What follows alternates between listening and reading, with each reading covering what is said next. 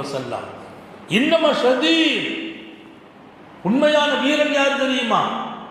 களம் கண்டு எதிரியை வீழ்த்துவதும் அடக்குவதும் நெஞ்சுக்கு மேல் ஏறி அமர்வதும் அவனல்ல பெரிய வீரன். களத்தில் நேருக்கு நேராக எதிரியை சந்தித்து அவனை வீழ்த்தி அவனை அடக்கி அவன் நெஞ்சுக்கு மேல் இருப்பவன் அல்ல உண்மை வீரன். வீரன் யார்? தனக்கு உணர்ச்சிகள் கிளம்பி வரும்போது, கோபங்கள் அடாபடியாக வந்தபோது அடக்கி கொண்டு தன்னை அடக்கி எழுந்திருச்சு நிற்பானே அவன் வீரன் என்றார்கள். இன்னைக்கு நிறைய பேருக்கு எதிரியை அடைக்க தெரியும், தன்னை அடக்க தெரியல.